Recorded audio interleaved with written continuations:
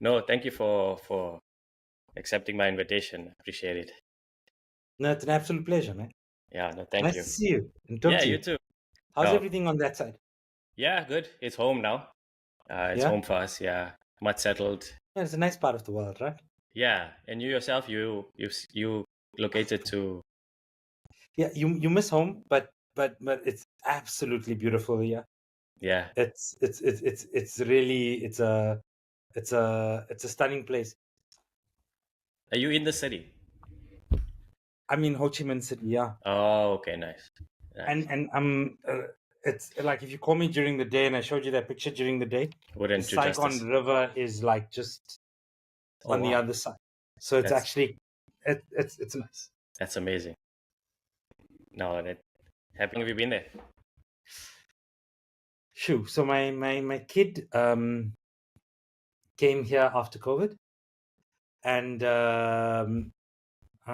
Vietnam's numbers were really low, and my wife being Vietnamese and my son being half Vietnamese, the Right. Vietnam embassy flew them here, Oh wow. Okay. and we didn't expect that we'd get, South Africans, we'd get any sort of travel restrictions. So I thought I'll join them in a week or two, Yeah. and yeah, I didn't see my son, man, for 10 months after that. Wow. He That was must have two. been a. Yeah, it You must know have how been an quickly they grow up at anxiety. two. Yeah, yeah, yeah. Yeah. COVID had an effect on everybody, so I don't complain about it too much. Yeah. But yeah, so he's been. By the time I saw him again, he was speaking Vietnamese. He was in school, so I left him for a little bit. I thought it'd be great for him to get his mother's culture. And since then, we've just been staying here, and it's been fun. You know, I say you run your company from anywhere, right? yeah. Well, Australia is our second biggest region, um, I believe, and Philippines recently has been like really pumping. So lots of opportunity across the board. Nice. Yeah, No, happy. No, I'm glad that you found your feet and you've settled now. yeah, man. I'm glad you guys are enjoying Canada. Yeah, You'll it's. be amazed, when people from back home um, come to Vietnam. They call Oh and they wow, let me know they're going to be. that's Yeah, and then amazing. I get to see a lot of the people from back home when they visit. It's everybody's doing well. It's nice to see, man, Yeah, no, from I all I over the world. I agree. I agree. It's good to know that people also like even if it's tough, they get through it. So Yeah, and I think in today's world, I think it's rare that people still have such a tight bond with people they knew from when they were kids, right? it We becomes don't tighter, realize. right? Yeah, it becomes tighter. I think. Yeah, we don't realize it, like, but that's not normal for like I guess for people in other countries, etc. They don't have anybody they know from, like, they grew up in the same neighborhood, they went to school together, and all of those things. So when I tell people, like they ask me like how long you know somebody, and I was like, almost all my life. Like they're like, it's hard to comprehend. How do you know Yeah, all these people exactly. all your life? It's like we grew up together. No, I mean we've come across and like we've started connecting like dots to like friends, families, like those that knew each other growing up. Like I never knew. Like now we start to like meet people and like, oh no, I know this person from Lens, I know this person from Pretoria. I'm like, oh okay. No, 100%. I know that feeling.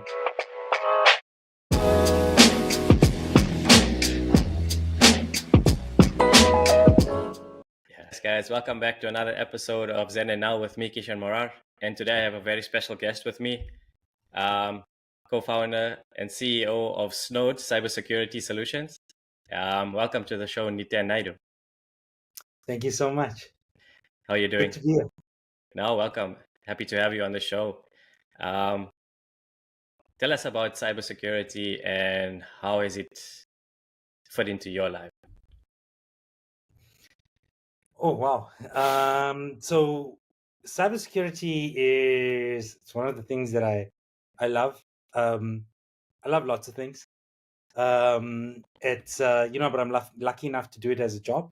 Right. I'm also, at a very young age. I got into it about 20 years ago, when it wasn't as, I guess, pervasive as it is today as a career option. And I got to learn from some of like the best in the world, and I got to travel the world. So cybersecurity is a big part of my life. It's the core of my business today. It's also been my profession for about 20 years. I've been lucky enough to have gotten into the field very early, while it was still an emerging sort of like fledgling profession. Right. There were very few of us at that time who did it across the globe. It's not as pervasive as it is today as a profession. And that meant I got to travel a lot. I got to learn from some of the best in the world. And I got to do a lot of exciting work. Right. So, I'm pretty happy with it as a career choice. And I love it a lot. So it doesn't feel like I've ever worked a day in my life, which is nice. Yeah, passions never feel like work, right? Yeah, it never feels like. Yeah, I think you started in the field when it was very young, in its presence in the world. And what year did you think? What year It can was you say? early 2000s. Oh, that's just when the internet was starting to take off, right? No, I think it was, the internet was in full swing, but I think a large part of why you you would think that was, that's when internet banking and, the e-commerce side of things took off. But we can remember, like, when we were young, when we were kids, dial-up modems, Yeah. and I don't know if you like war dialing Oh yeah, and yeah. all those kinds of activities. And I'll never forget the the sound, a Duxbury modem would make, connecting to the internet, and we'd To all the go through telephone Telcom, line. right? Yeah. So the internet was in full swing, but it wasn't as accessible as it became through the 90s. It became truly accessible. That's the like that's when hyperconnectivity took off, e-commerce took off in a big way, especially for us in Africa. Yeah. But my work wasn't confined to Africa. We got to do work all over the world: the US, Europe, the Middle East, um, Australia, and even today at Snow, we cover 6 of the 7 continents. Oh wow. Okay. A large part of our client base is spread across the world. And today I live in Southeast Asia. Having this interview with you, it's nighttime here. Yeah, it's morning time. you Yeah. know, Morning where you are. So far, we're both very far from home on the opposite ends of the spectrum. Yeah. But yeah, it's been an amazing journey. And tell me about, like, was there a moment where you decided, okay, this is the field that I wanna, or was it like always something that you grew up in tech, or was there a moment that you decided cybersecurity is the field I want to pursue? I had an affinity for breaking things out of curiosity more than creating things. Like, I like to think I'm still quite a creative person, but my process for creation has a lot to do with synthesis and Right. understanding things, and how they work, and then sort of mapping that and creating something new out of it. If I could contrast it to a painter, I'm like a collage, Right. rather than a landscape or a portrait. Taking pieces of research, pieces of things I find, experience, all of those kinds of things, and creating something out of it. Large part of breaking into systems is understanding the system deeply, to that extent that you can give it an input it wasn't designed to handle, to give you an output that is of your choice. Yeah. That also wasn't designed, or not necessarily the designer expected as an output. And that's a large part of like my, the stuff that makes me tick. Right. So at the time, coming out of university, my first job was definitely the career I was targeting for those reasons, just because I thought,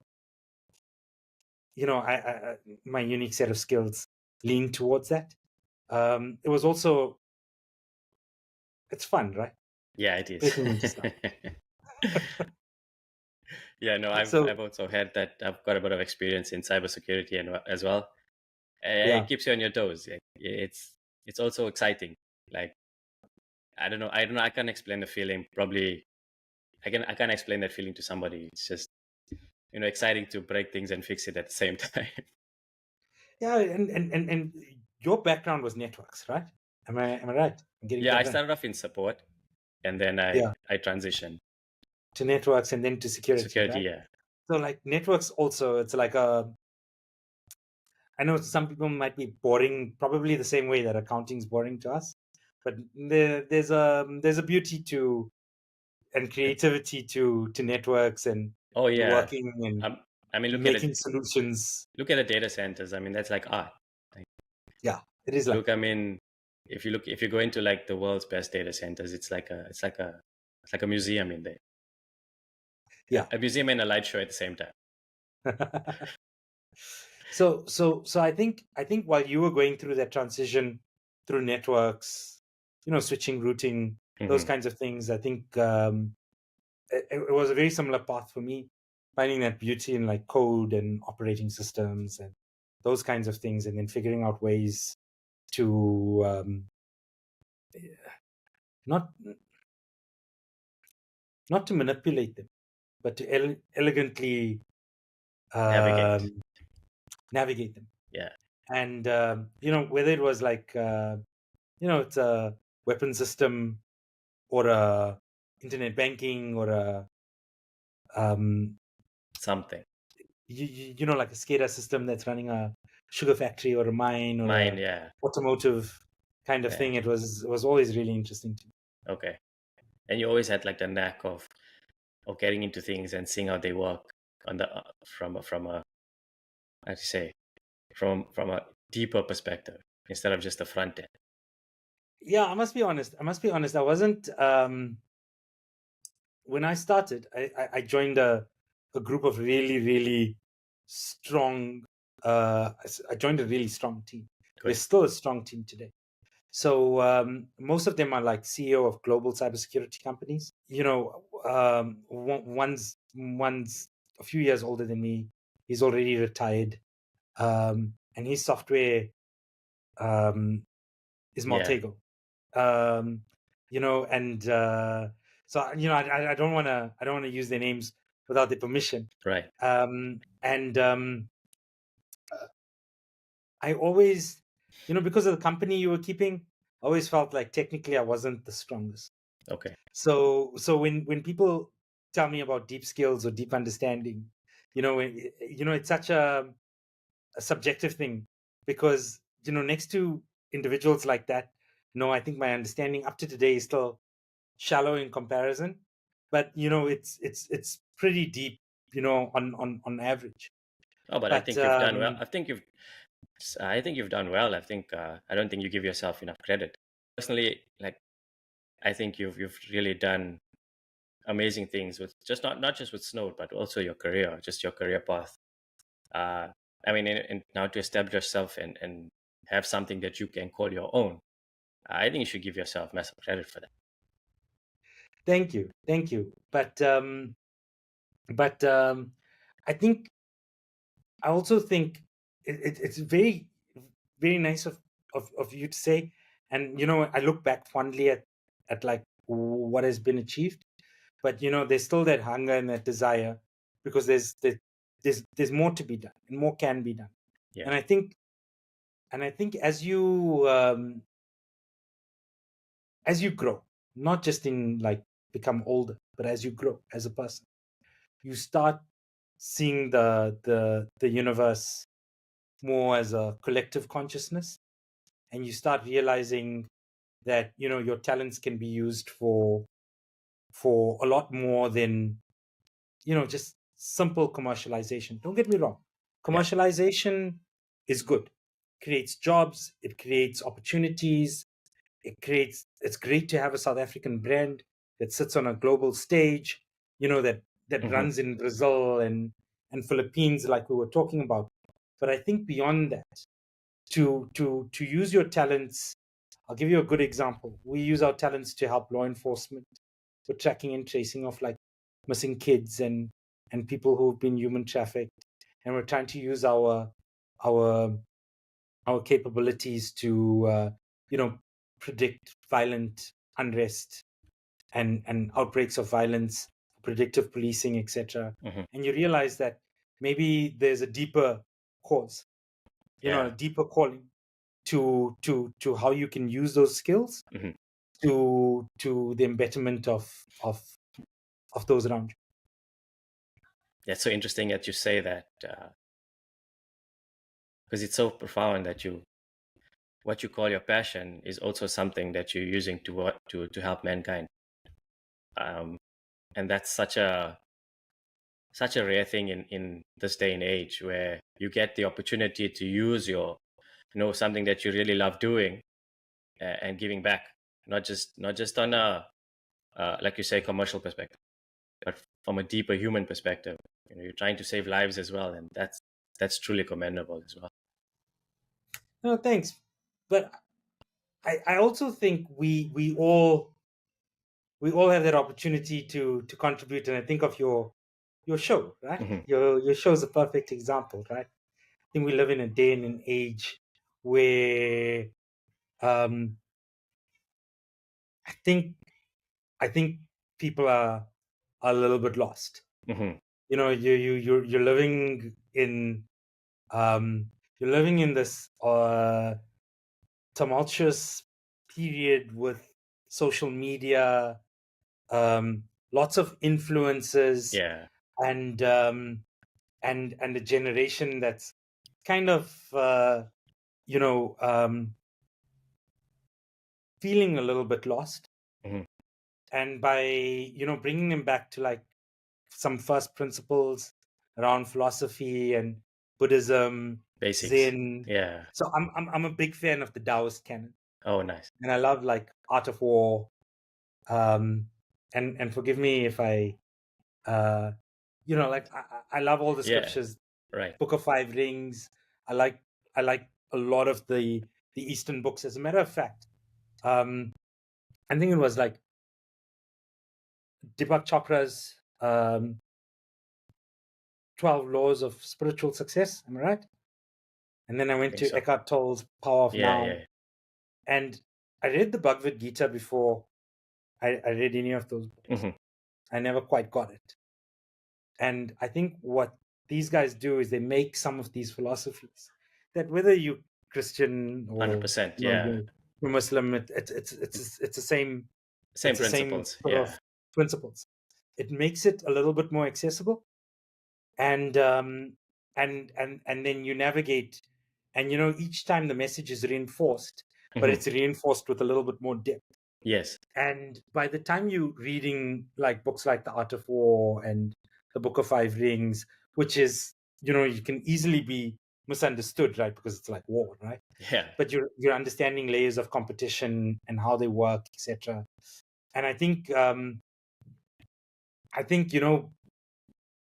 some of those philosophies and could be used today. And so that's why I thought your talk show was a great initiative. Oh, I mean, thank you so much. I appreciate that. Yeah. Like I said, like you said, your passion, my passion also is to also help people. I've had that since I was a very young kid. Just didn't know how to tap into it. And as like you said, as you transition in life, you find deeper meaning to things. You find a little bit more grounding. You find a little more, you know. If you have to go through life experiences to actually get you to a point where you say, okay, this is exactly what I want to do with life. And that's why I created the show. Is like you said, we're living in a tumultuous time, and a lot of people feel lost, and they just need to know and feel that, okay, I'm not the only person going through whatever you're going through in life, because a lot of people feel Mm. alone. And that's why I created the show, as I went through something where I felt like I was alone, but I wasn't alone. And now I'm giving just a little bit of a a visual aid for people, or to say, I know this person, because they also people also are attracted to how do you say, familiarity. You know, Mm. I mean, you can always see celebrities and they can talk about their experiences, but you don't really attach yourself to that. But if you like have somebody who you've known personally, you've grown up with, uh, you know them on a personal level, and knowing that they also, like everybody goes through things in life, I think you feel a little bit more calmer, a little bit more, you give yourself a little bit more peace of mind to know that whatever I'm going through is not just my own personal challenge, but a lot of people actually um, are struggling and need a voice, or just need an ear, just to listen and say, hey, I'm not alone. Yeah, I think also, I think sometimes it's difficult. It's difficult to be present. It's difficult for some people to to let go of the past. It's Hmm. difficult to have that positive mindset. Um, and and I think that the universe has a way of speaking to us. If you Hmm. can trust that voice of the universe, and you can follow it, and you can have that faith and that belief, but not a blind kind of faith. You've got to have intention. You've got to Yes. put that intention out there, and that intention then ripples, Yeah, that's a good word. and then the universe starts coercing to give you what you want. Yeah. But you've got to act with intent. Hmm. I'll give you a good example. In back at home, I go back home. I love it. Go see all the friends, but I fall into some really, you know, like it breaks patterns because I live between home. I live between South Africa and Right. Southeast Asia. Hmm. And even when I'm in South Africa, it's a lot of traveling, etc., around the continent, etc. But when I'm home here, I wake up early because we wake up a couple of hours before, like hours before your time zone. Our core time zone is Right. Right. for, like, it's only Philippines and Australia really that are our two big areas that are operating at that given time. And one of the things I do is I go in and I go to the gym, and I make sure that, like, I get my mind right, Yeah. and I get that positive energy that I need to sort of spearhead me through the day. And I think it's some of those, like, sort of fundamentals, understanding, what's that foundation you're Yeah. building all of this, success, or this vision, or, Hmm. I know you referred to it as legacy. I'm not too sure where I am on the word legacy, but like this vision that you're building it on, are you building on top of this foundation of, good health, family? No point having a Lamborghini and you're Yeah. overweight, your kids don't talk to you, you're divorced, you're like It, there's absolutely, that just doesn't resonate with me, right? yeah. You're Okay. like, so and you'll find once you start putting, like, some of those foundational elements in place, like like you're good with your family, you have your friends who give you counsel, you're taking care of yourself, you're going to the gym, you're Hmm. looking and feeling, and Yeah, I the understand. universe is gonna, Yeah. you're gonna attract all good things. A large part of having your own business is having that strong mindset, right? Hmm. I don't think any business is fair. I think people give up, All if right. that makes sense. And I know you asked me a question once on my failures, and I have none, because it's only a failure if you don't learn from it. And if you learn from it, it's not really a failure, it's a learning, right? Right. So I have lots of learnings along the way, and you're just pushing forward, and you're Hmm. pushing forward, and it's hard. Someone once told me this is the hardest thing you'll do in your life, and what? It was the absolute hardest thing I ever done in my life. But that's part of the reward, right? It's the process, right? Yeah. Of failing, getting things wrong, learning, getting better, and constantly improving, being better than you were yesterday. That's the only real competition, is like You who and you your. were yesterday. Yeah. And it's not just being better in, like, the bottom line, right? Like, revenue or something. It's you've got to be driven by you've got to seek something, something greater. And like for you and me, right here, right now, it's about like making that contribution, using our talents to make that contribution, so that we can touch the lives of as many people as possible in a positive way. Mhm. And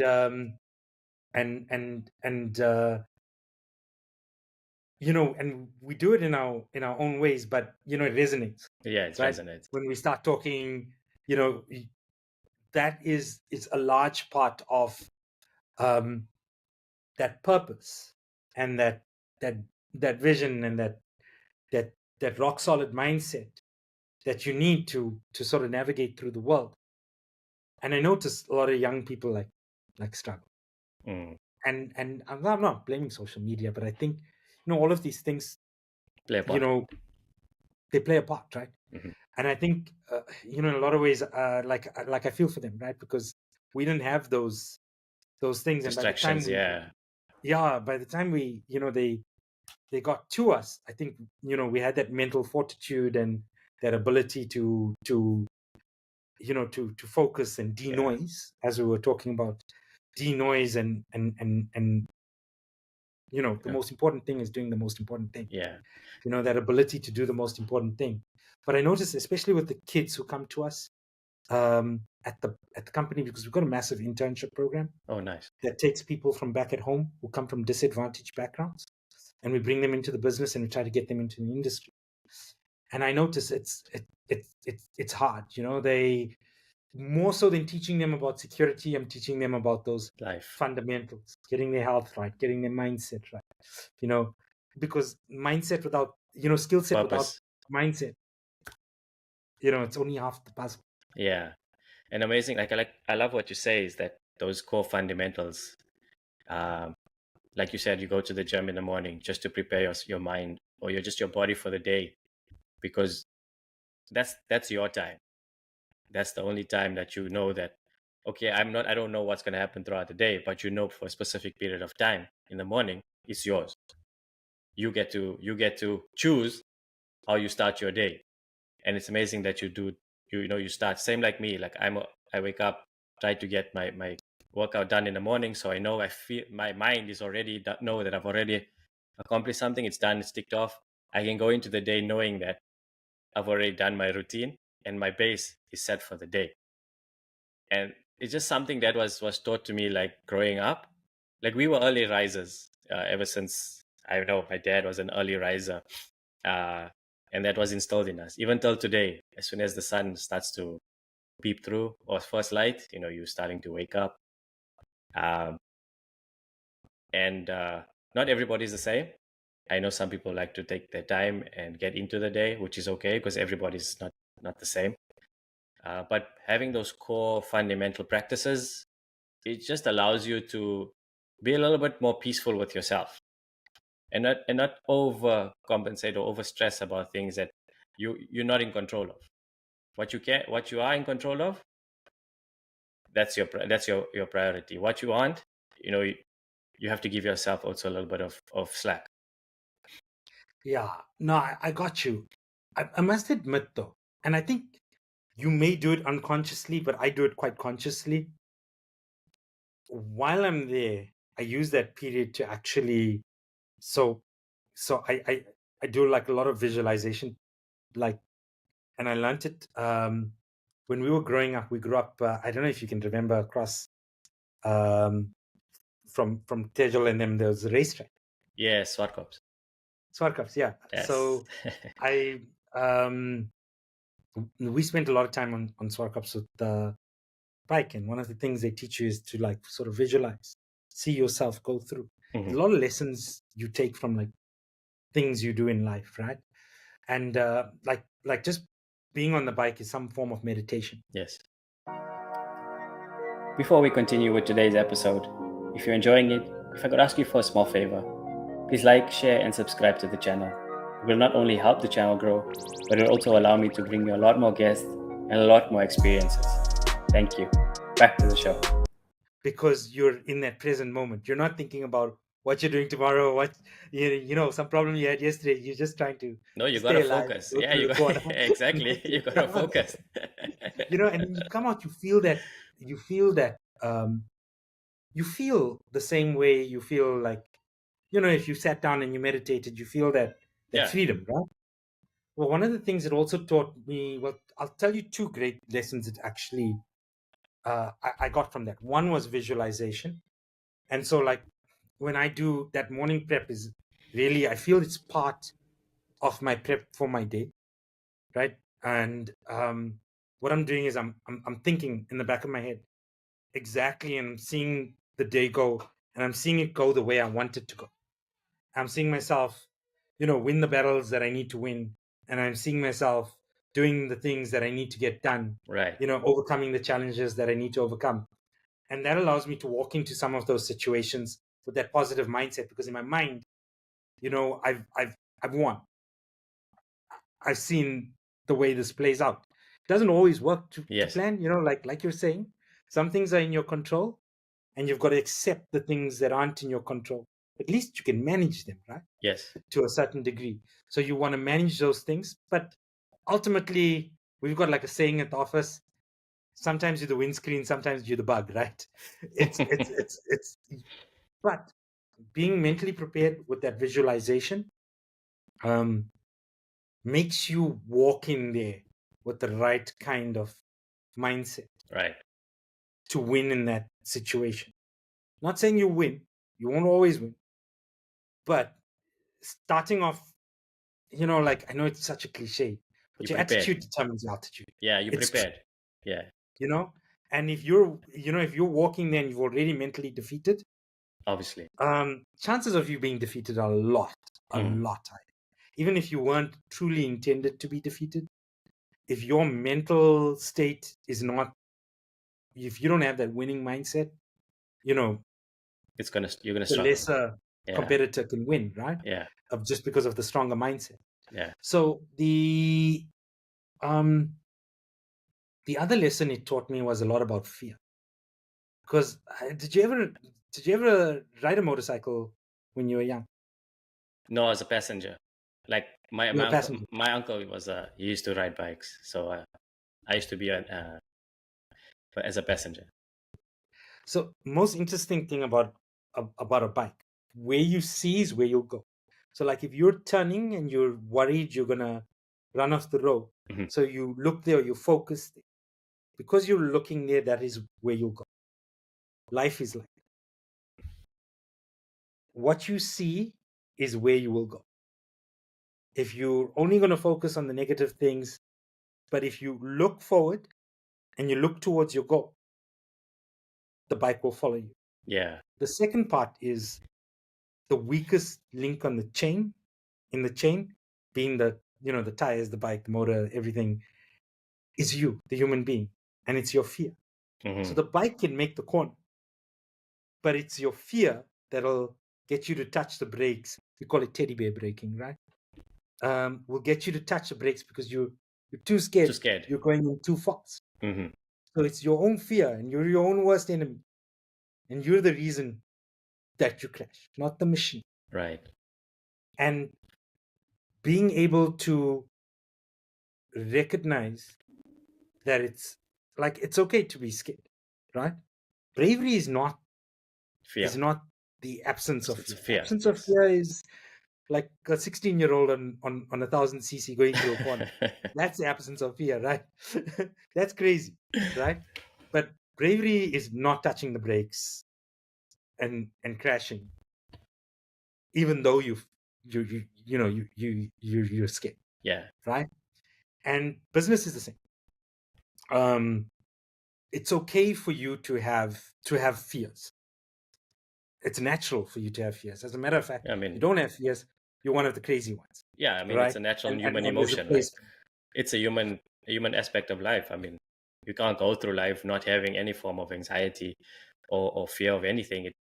I don't know. You're just a robot. Then you just probably you programmed some way. I don't know, but you gotta have some form of uh, like they say, anxiety is good in a way. Or it also helps you know that you care in a certain way.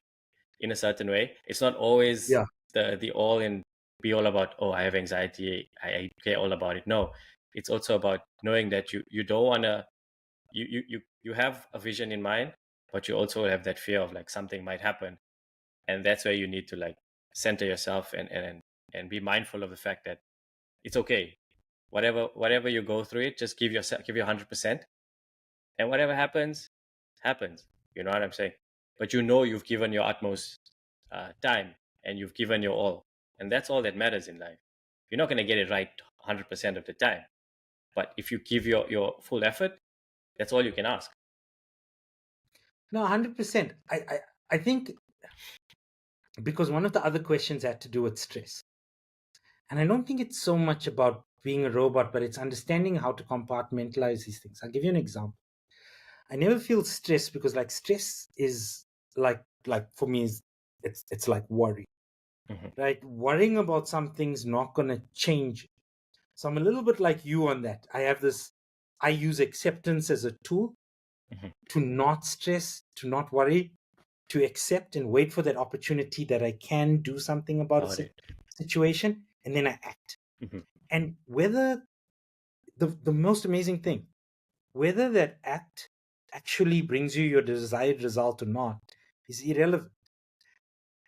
It's the process of acting against the concern already releases the stress, the anxiety, the worry. The fact that you're doing something about the situation, you're doing something about the problem, is is um is therapy in itself, is therapeutic in itself, and that you're not sitting still. Yeah. And I think that's a large part of like, if you're that individual and if you're sitting and you're feeling trapped and you don't know where to start, sometimes starting, regardless of what that activity is or Exactly. action is or what the outcome is, it's not so much about the outcome of the activity. The starting in itself It's the makes the intention. situation better. Yeah, it's the You intention know, that so you're going yourself, you're giving it. you're putting out in the universe, right? It's that intention. Exactly. So sure, you're like, you're worried about something at work. How's running going to help the situation? Again, it's that intention, right? It's it's every second is a second to change your life, right? And every second you're either moving forward or you're moving backwards. Let me tell you, if you think, no, well, I could be standing still for a second, guess what? You stood still for that second, you lost 1 second of your life. So in my mind, you move backwards. Okay. Right? That's the way I see it. So you're either moving forwards or you're moving back. So what about Most meditation? If you think, is meditation stillness? Is that, how do you perceive meditation then? let's a large part for me. Okay. So some of the things I say may not like the Zen philosophy of letting things come to you. Yeah. I haven't really I get it, but I struggle. Okay. Right? I'll be honest with you. Meditation for me is me, like, firstly, I'm going to be dead honest with you. I don't meditate every day. I may go to the gym. That's meditation. I may visualize and things like that. But I visualize while doing some activity. When I do meditate. Okay, so I don't mean like meditation like in form of like it's an only single entity that's is stillness. Stillness can be, like you said, you go to the gym, you ride a bike. That is meditation. For me, meditation is being active, or doing something that I know. So I didn't mean that meditation is just the only Sense of yeah, the meditation. traditional sense. No, I just, the perspective of the talking point was to ask you, like you said, when you still, you lose 1 second. So I just wanted to understand, like, how do you feel like if those who are in that meditation stillness, is it also in your perspective losing, or is it also doing something No, that, absolutely not. okay, I just So, that's what but I I'm meant. also trying to speak from my experience. Yeah. So when I meditate, what I'm doing for that time is I'm trying to be in the most present moment, right? So I'm listening to, what am I hearing? I'm breathing, and deep breathing, and I'm trying to, what's the word? Um I'm trying to go inwards. Okay, you're trying to what's the word here? I'm trying to be conscious of my Yeah, breathing. I'm trying to be conscious of my you're trying to be surroundings, self-aware. and I'm trying to be in that moment, and just getting the energy of that moment without my mind departing onto some fleeting thought, Hmm. because my mind's continuously active, like thinking about this, sometimes thinking about the most odd random stuff. But I'm trying to like be absolutely still, and that process of being absolutely still, that doesn't stay with me. Hmm. I find it hard to be in a state of um not Stillness. mindlessness, but like, you know Yeah, inner peace. yeah, but you become the watcher, right? You're Watching. mindful of your thoughts. You're Okay. watching your thoughts, and you're making sure you're having good thoughts and constructive thoughts, and your mind is not controlling you. You are not your mind, but Hmm. your mind is that tool that Exactly. you're using and you're putting into action. And for me, the meditation, firstly, it's positive. It's moving forward. It's helping you gain that control of your mind, but it's also helping you um, understand your emotions. So, like if you're going through a difficult time, being still, the answers have a way of coming to you, because you're dissecting, why do I feel angry? Why do I feel sad? Why do I feel whatever, jealous, or whatever the case may be? And you're understanding this, and you're not reacting to it, Hmm. like in a very Yeah. primitive and even when you meditate, and when you go into like a hostile situation, again, you're not reacting, right? You have that ability to breathe, take in, think, and then act. Then, yeah. And that's powerful. If I can tell you, reactions, mindless reactions, create so much anxiety, so much stress, and um we Chaos. say reduce your progress to zero. Yeah. Because if you're in a job situation, or you're in a deal situation, or you're at work, and you suddenly have this blowout, no, it's everything, people's perceptions of you, your Yes. perception to deal with Yeah. Yeah. pressure, their your ability to deal with pressure, those things all get tested. And yeah, so I do think meditation is a very powerful tool, and it's definitely not, being still is hard, Oh yeah. No, I if that agree. makes sense. I agree. No, I agree. I Yeah. don't think at one point in time we ever still, because like you said, your mind is that tool that's continuously churning. Like it's just like a CPU. It's continuously churning when it's on. It's like pumping so many, so many allocations of memory, to different parts of your brain, or different aspects of your life. One you'll be thinking of food, the next minute you'll be thinking of, oh, did I switch this off? Then you'll be thinking about, oh, I didn't finish a project. Oh, I need to get to the gym. So there's so many aspects that the mind has to go through, uh, for you to focus, or you're just on one single task. But like you said, if you take yourself out of that chaos, and you just watch and listen, which I still struggle with till today, because sometimes I'm just like reactive. I don't really like give myself the time to process what is happening and then contribute. I just i just kind of like explode, which is something I'm working on till today. uh, but Mm. I had to be made mindful of that. It's not like I wouldn't have known about it if I didn't go through the challenge, or like you said, the learnings in life. um, but I was aware that I needed to do something about it. And when you give yourself the opportunity and the universe to actually give you the outcome that you're working towards. No, 100%. And I think, I must be honest, I'm also still working on it, right? So I think you and I are in the same boat. Um, I find I don't struggle so much with the reaction, but I struggle with just being present. with just being present, because my mind is continuously churning, it's working. I struggle with sleep, those kinds of things. And and growing up, from like as you get older. I remember Hmm. speaking to one of my friends' moms, Hmm. and I was telling her, I read this book and we were discussing it, and I told her, but like, I feel like it's an impossible task because I just can't get that stillness. Yeah. And she told me, it's because you're young. I think as you as we grow up and as we get older, these things are we achieve these milestones, right? Yeah. And maybe that's just a part of life, right? That growth, Hmm. because you lose certain things, Yes. like 100%. your energy, your health, like Yeah. Things your happen. mobility, like it's just not what it used to be. You're not as quick as you used to be, but you gain lots of other things, Hmm. right?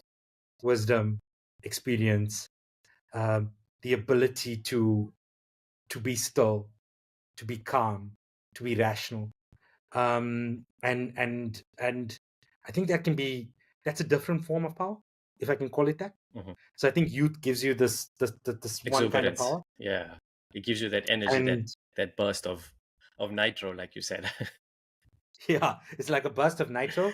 Whereas when you're older, you understand racing is not just about a powerful engine. It could be about a light body. Like, for example, two ways to make the car go faster, right? Put a bigger engine or have a lighter car. Hmm. And then you start actually understanding the science of speed, Yeah.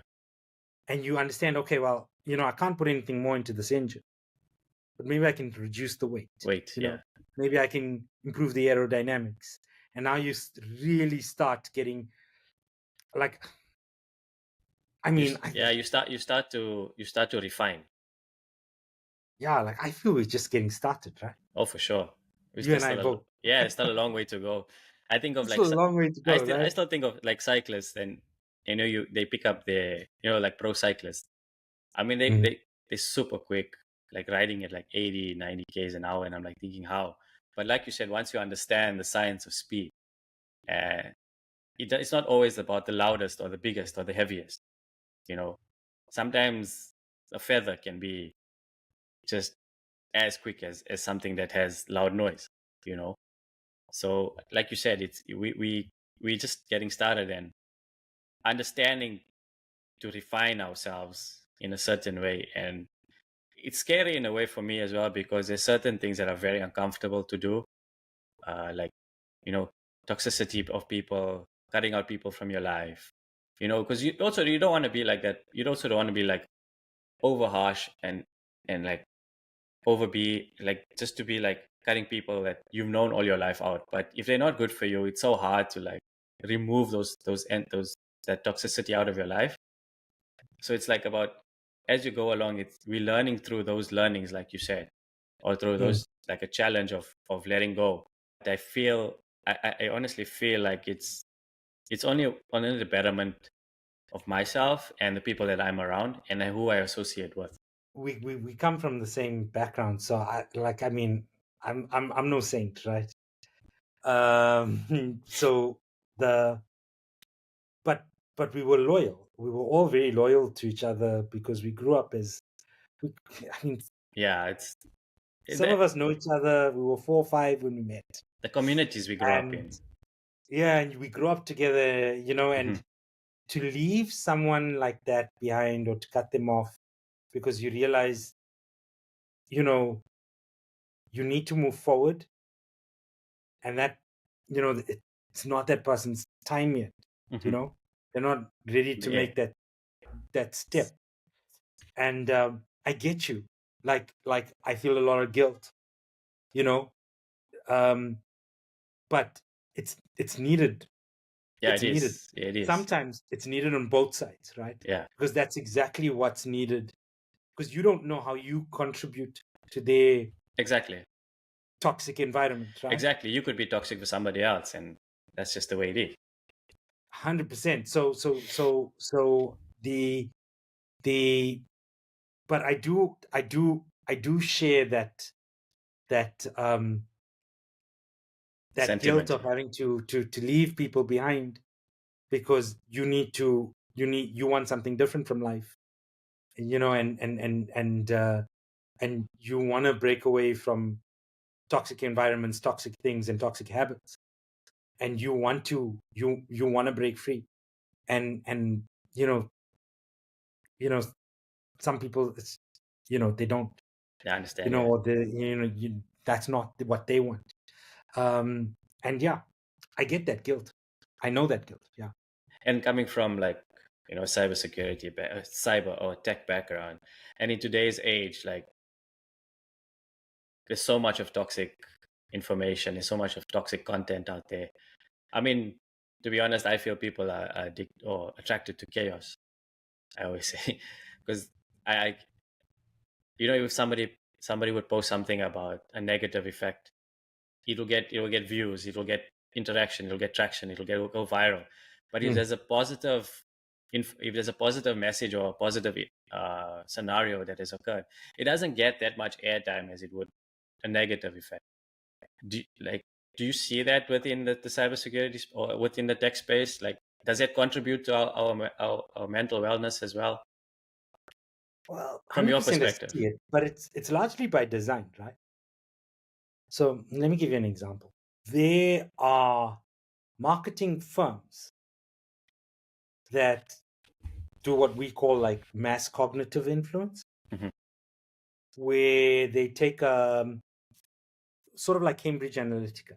They Okay. take the fence cities and they polarize them in any one particular direction, so that they're no longer sitting on the fence, and and you do that by just providing them with the stimulus, right, that Yeah. reinforces the correct sort of belief structure, and discounts the balancing, it just sort of like readjusts the biases.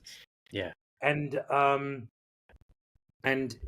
it's interesting, like if you look back, this is dates way before the internet. First law of warfare, divide and conquer, right? Hmm.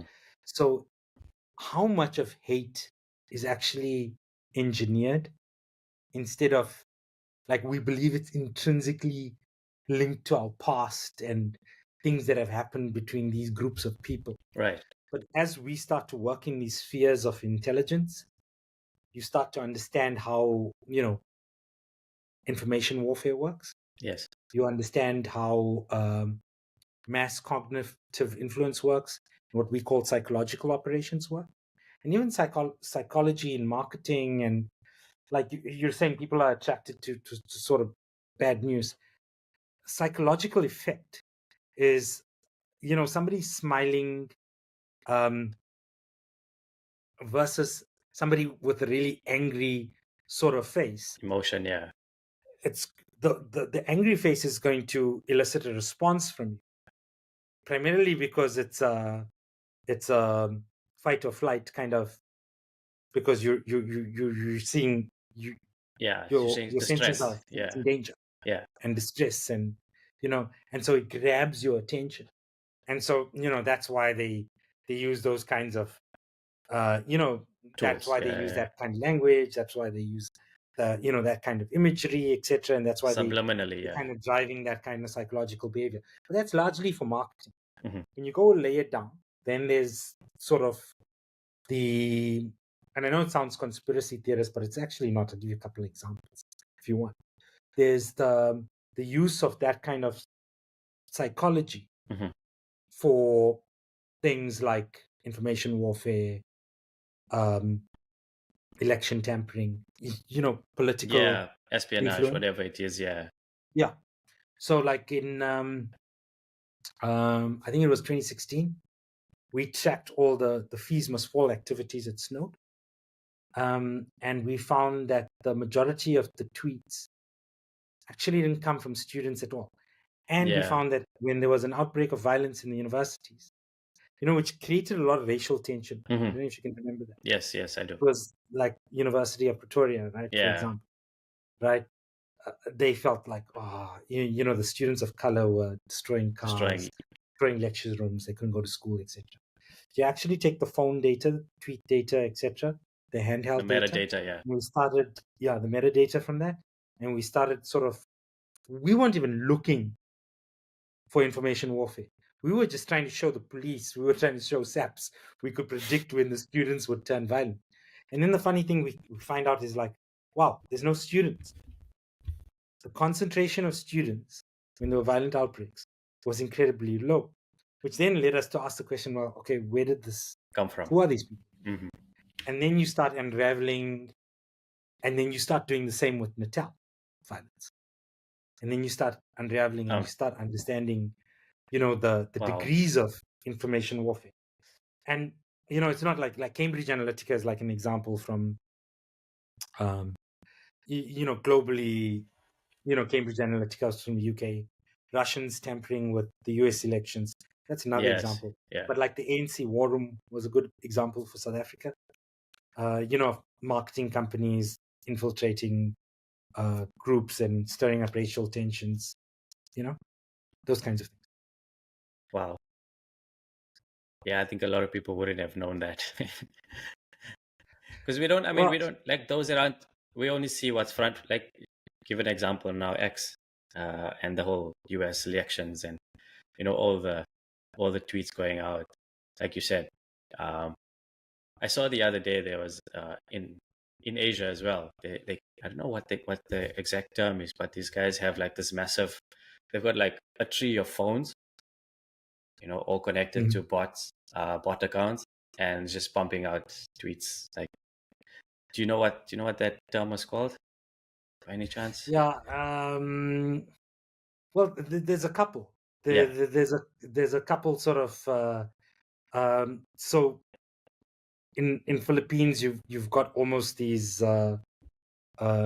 There's almost like a scam industry that's rife in the Philippines at the moment. Everything from IVR, which is interactive voice recordings, to romance scams, to phishing, everything. Yeah, phishing, all of those kinds of things. Like here in Vietnam, also you've got very similar kind of activities happening. So no, look, on Twitter, it used to be the good old. There's a building of people working for an intelligence organization. Each person has like 1,000 identities. Yeah. Sock puppets. We call them sock puppets. And they manually driving the stuff, right? So it goes from that to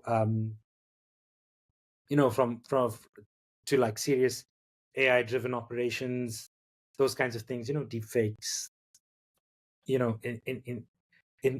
that area. But it's actually not a new thing. Like, I don't know if you can remember, there's a term called mimetic warfare. No, don't. Okay, so you can Google it. Okay. Everything I'm telling you, by the way, you can Google. Yeah. You get check it out. You get the information on it, like the Facebook, the Russian election tampering. There's a report. No, I've seen a few articles and a few documentaries about that as well. Yeah, even Fees Must Fall. Yeah. You Google Snow Fees Must Fall, you'll see the articles. Okay, wow. Online. To that. So I'm really like, I'm like, I just speak from the experience. fact. Yeah, and the experience. So mimetic warfare, you Google it, but it's actually using memes to actually drive human behavior, voting, political influence, those kinds of things. And we used to have it in South Africa. Yeah, years ago. I think of years ago. Think of how, just billboards. Billboards were part of one of the means. People, you drive and you see this massive billboard. You see a message on it. Obviously, you're going to be attracted to it. It's something that's in your eye. Strategically placed so that you can consume that information, whether how you perceive it, but it's there. Because like even newspaper articles or you'd go to the store and you see a flyer outside. It's all messaging. Something, it wasn't digital, but it was the. I don't know if you have you ever watched the movie Focus, with Will Smith. No, I didn't actually. So if you do get a chance, watch it. It's how they manipulate a person to get an Yeah. outcome that they want by just subtly placing little elements of what they want you to see in your everyday life. Right. So very much like, I don't know if you're familiar with the term NLP, Mhm. neuro linguistic programming. Yeah. Very much like NLP, right? Yes. Okay. Yeah. No, 100%. I mean that, but I mean that they use in boardrooms, right? They teach people, they teach executives how to use that. It's like, um, yeah, it's like, but NLP has been around for a while. I'll give you an example because you'll remember some of these examples. You remember sometimes you get on your phone when you were back in South Africa, you'd get like this atrocious, like, a doctor of color did this great deed and it was written off, and Mhm. and or you get that picture of the you know the the kids sitting on the other kids, riding them like horses. Have you ever seen any of that kind of stuff? No, not that I can recall. No. And anyway, it was largely a debate. It was largely two driving forces, right? One of creating this, people are Divide. are all on the spectrum, right? And what you want them to be is as divided as possible. Um, because you're either the right wing or you're the left wing, Left wing. Yeah. whatever the case may be. And there's a certain way you don't want to lose people, to either side, or to the side in the middle, to the side who may actually be speaking, The to truth. both sides. Yeah. So to attract them to the left or to the right, or essentially what you're doing is you're sending out memes, which maybe for laughs may come across as informative or something, Mhm. but then you go and you Google it and you find out, this is not true. There was no doctor who performed the first, like, sort of whatever surgery, and it all got silenced because it was of color. Color. You Yeah. find out that, who comes up with that, and a large part of that process, like the mimetic warfare process, was pumping memes like this in order to create those divisions in society. Right. It's not something a lot of people talk about. um and of course we didn't research it, we didn't investigate it. Mhm. It was way before, it was before I was still, I guess, breaking into boxes. Back then we weren't doing, like, national, like, intelligence Intelligence. Yeah. kind of works, kind of stuff we do today, right? Mhm. um but yeah, it's really interesting stuff. Yeah. It's there's so much of in depth. We can talk about this forever. Yeah, we kind of went off, right? No, The but that plan, no, but the that's what it's the about. It's just, question. yeah. I mean, like I said, it's when you're so passionate about something, uh, everything ties in together with how you're feeling and what you want to protrude to the universe, and and also with that comes the future. Like, where do you see Snowed? Where do you see yourself, or how do you see yourself? Uh, I'm trying to get the correct you know analogy or the correct term for you. The future. What does the future hold for Snowed and for Nithen? I think um i think I'd like Snowed as a platform to become a global platform. Not because, like, I want to build a global brand or anything like that, but I'd like, we don't have that many, African success stories of, like, technology that's built Hmm. in our hometown Hmm. that then goes around the world. Yes. Where a kid driving down the highway can point and say, that company there, that they make something and it goes around the whole world. Well. And I think that's important for that kid to have that. If you ever want that kid to believe that they can do something Mhm. that can conquer the whole world, that they can touch the lives of people in other continents, in other parts of the world, that they can build technology, that they can create a unicorn. I'm not here trying to create a unicorn, You just but can't. Yeah, you're trying to but create it something special to you that can touch the world. also it's a platform, right? It's Mhm. a platform if that you open the doors for VC, for IP, for all of these components for the next generation. Let me give you an example. I'm sorry, is the noise in the background too much at the moment? It's louder than before, but it's okay. No problem. Sorry, man. It's okay. No, no So worries at let all. me start that. Let me give you an example, right? Okay. When we first launched Snow, I couldn't sell the device Mhm.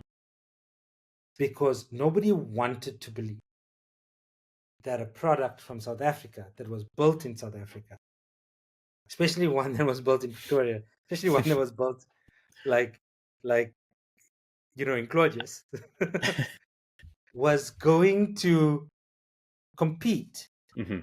with the big US brand, with the big UK brand, with the big Israeli brands, what's so hard to conceive about that? Like, why is it so difficult for people to believe that we have the talent to produce Mindset, right? something on that scale and that level?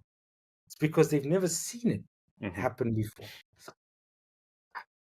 I'm very lucky. We're the proud holders of a South African Innovation Award. And this year, I got an award from the president also. Oh wow! So I'm Congratulations. very, I mean, it's great, right? I don't know if, like, that's a great honor to have your own home country's innovation award. It's fantastic. But we got awards outside our home country before we got awards inside our home country. We got clients outside before we got clients inside. Mhm. And a large part of that is that they needed that cross-border reference. They needed that, like, people outside our own country were more ready to believe that we had Yes. that kind of engineering capability and intellectual capital and ingenuity than the people at home. Now you Mhm. start asking, why is that? Like, why do we? Because that's bigger than me. That's a Yes. bigger problem than me, right?